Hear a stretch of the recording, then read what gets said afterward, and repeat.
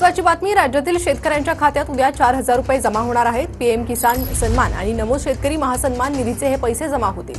नमस्कार, शेतकऱ्यांसाठी महत्त्वाच्या ठळक बातम्या। शेतकऱ्यांनी काय खायचं, शक्तीपीठ महामार्गाची मोजणी आमदार संतोष बांगरांनी रोखली। सांगली जिल्ह्यातील खरीपाचा पेरा 88%वर। खानदेशात उशिराची मुरगभर केळी लागवड सुरूच। खानदेशातील हातनूर आर्नेर मधून विसर्ग सुरू। लाडक्या बहिणींना रक्षाबंधनापूर्वी सरकारकडून भेट, जुलैच्या हप्त्यासाठी 319 कोटी निधी मंजूर।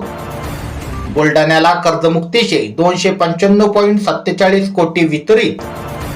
संसदच्या दोन्ही सभागृहाचे कामकाज अनिश्चित काळासाठी तहकूब। शुद्धीकरण मुद्द्यावरून गदारोळ, सरकारकडून खेद व्यक्त। शेतकऱ्यांसाठी युरियाचा 1100 टन संरक्षित साठा खुला। मराठवाड्यात तूर, मूग, उडदाची अपेक्षित पेरणी नाही। गरज नसताना शक्तीपीठचा घाट, राजू शेट्टींचा आरोप।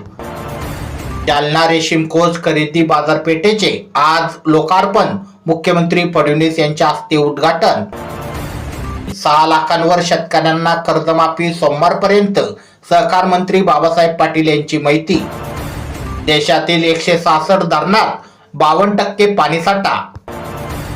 जंतर मंतर आंदोलनाचा भाग 2 लवकरच, अभिजित दिपकेंनी दिले संकेत। शक्तीपीठ महामार्गासाठी संयुक्त मोजणी होऊ देणार नाही, राजू शेट्टींचा इशारा। 21 ऑगस्टला सांगलीत मोर्चा। बिहारच्या ऊस उत्पादकांना मोठा दिलासा, कृषी यंत्र सामग्रीवर 80% अनुदान। बुलढाणा जिल्ह्याचे नाव राजमाता जिजाऊनगर करा, आमदार श्वेता महाल यांची मुख्यमंत्री देवेंद्र फडणवीसांकडे मागणी। विदर्भात 3 दिवस पावसाचा अंदाज, कोकण घाटमाथ्यावर पुढील 2 दिवस पावसाची शक्यता। अशाच प्रकारच्या शेतीविषयक बातम्यांसाठी आत्ताच आपले चॅनल सबस्क्राईब करा। धन्यवाद।